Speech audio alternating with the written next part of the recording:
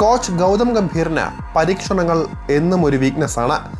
ടീമിന് ഏറ്റവും മികച്ച റിസൾട്ട് തേടി വ്യത്യസ്ത കോമ്പിനേഷനുകളാണ് ഗംഭീർ പരീക്ഷിക്കാറുള്ളത്. T20 ലോകകപ്പ് എന്ന വലിയ പരീക്ഷയാണ് ഗംഭീറിന് മുന്നിൽ ഇനിയുള്ളത്. ലോകകിരീടം ആവർത്തിക്കാൻ ഏറ്റവും മികച്ച ടീമിനെ ഇന്ത്യക്കായി ഒരുക്കുന്ന ഗംഭീറിന് മുന്നിൽ പരീക്ഷണത്തിനായി ഉള്ളത് ന്യൂസിലൻഡിനെതിരായ 5 T20 മത്സരങ്ങളാണ്. ജനുവരി 21-നാണ് പരമ്പരയ്ക്ക് തുടക്കമാകുന്നത്. T20 ലോകകപ്പിനുള്ള അതേ സ്ക്വാഡിനെ തന്നെയാണ് ന്യൂസിലൻഡിനെതിരായ മത്സരങ്ങൾക്കും ഇന്ത്യ നിലനിർത്തിയിട്ടുള്ളത്. ലോകകപ്പിന് മുൻപ് വ്യത്യസ്ത കോമ്പിനേഷനുകൾ പരീക്ഷിക്കാൻ ഇന്ത്യക്ക് ലഭിക്കുന്ന അവസാന അവസരം കൂടിയാണ് ഈ പരമ്പര. അതുകൊണ്ട് തന്നെ സ്ക്വാഡിലുള്ളവർക്കെല്ലാം പരമാവധി അവസരം നൽകാനും കോച്ച് ഗൗതം ഗംഭീർ ശ്രമിക്കുക തന്നെ ചെയ്യും. 3 കോമ്പിനേഷനുകൾ വരെ പരമ്പരയിൽ ഇന്ത്യ പരീക്ഷിക്കാൻ ഇടയുണ്ട്. ഓസ്ട്രേലിയ, സൗത്ത് ആഫ്രിക്ക എന്നിവർക്കെതിരായ അവസാനത്തെ 2 T20 പരമ്പരകളിലും പ്ലേയിങ് 11-ൽ ഇന്ത്യ പല പരീക്ഷണങ്ങളും നടത്തി കഴിഞ്ഞിരുന്നു.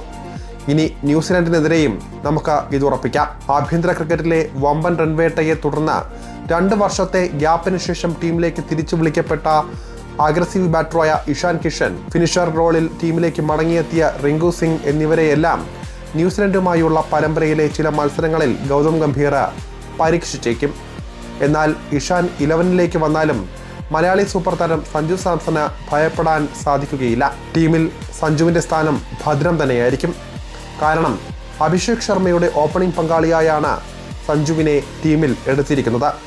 ശുഭ്മൻ ഗിൽ പുറത്താക്കപ്പെട്ടതോടെ സഞ്ജുവിന് ഓപ്പണിംഗിൽ ഭീഷണിയുമില്ല. T20-യിൽ ഓപ്പണിംഗ് ജോഡികൾക്ക് മാത്രമേ ഒരു സ്ഥാനത്ത് കളിക്കാൻ സാധിക്കുകയുള്ളൂ എന്നും തുടർന്നുള്ളവർ എവിടെയും ബാറ്റ് ചെയ്യാൻ സാധിക്കുന്നവരാകണമെന്നുമായിരുന്നു ക്യാപ്റ്റൻ സൂര്യകുമാർ യാദവ് നേരത്തെ പറഞ്ഞിരുന്നത്.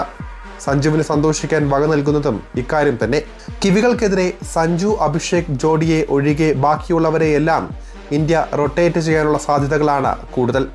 അതുകൊണ്ട് തന്നെ പ്ലേയിങ് 11-ൽ അവസരം ലഭിച്ചാലും ഓപ്പണിംഗ് റോള് ഇഷാൻ പ്രതീക്ഷിക്കേണ്ടതില്ല.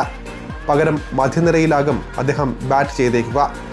ഇന്ത്യയുടെ ടോപ്പ് 4-ലേക്ക് വന്നാൽ ഓപ്പണിങ്ങിന് ശേഷം 3-4 നമ്പറുകളിൽ തിലക് വർമ്മയും ക്യാപ്റ്റൻ സൂര്യകുമാർ യാദവുമായിരിക്കും ബാറ്റിങ്ങിന് ഇറങ്ങുക. ഇത് ഇരുവരും പരസ്പരം മാറിയേക്കുകയും ചെയ്യും. 5-ാം നമ്പറിലായിരിക്കും ഇഷാനെ പരീക്ഷിക്കാൻ പോവുക.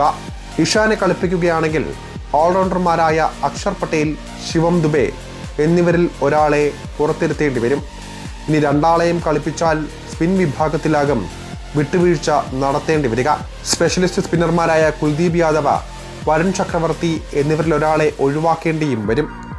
എന്നാൽ ഇന്ത്യൻ പിച്ചുകളിൽ ഈ ജോഡി എത്രമാത്രം അപകടകാരികളാണെന്ന് എല്ലാവർക്കും അറിയാവുന്നതാണ്. അതുകൊണ്ട് തന്നെ കുൽദീപിനെയും വരുണിനെയും ഉൾപ്പെടുത്തിയുള്ള ടീം കോമ്പിനേഷനാകും ഗംഭീർ പരീക്ഷിച്ചേക്കുക. ഇഷാനെയും റിങ്കു സിംഗിനെയും ഒരുമിച്ച് കളിപ്പിക്കുകയാണെങ്കിൽ ദുബെ, അക്ഷർ പട്ടേൽ എന്നിവരിൽ ഒരാളെയും വരുൺ, കുൽദീപ് എന്നിവരിൽ ഒരാളെയും ഇന്ത്യക്ക് പുറത്തിരുത്തേണ്ടി വരും. ഏതായാലും ഗംഭീറിന്റെ പ്ലാനുകൾ വർക്കൗട്ട് ആവുമോ എന്ന് കാത്തിരുന്ന് തന്നെ കാണാം.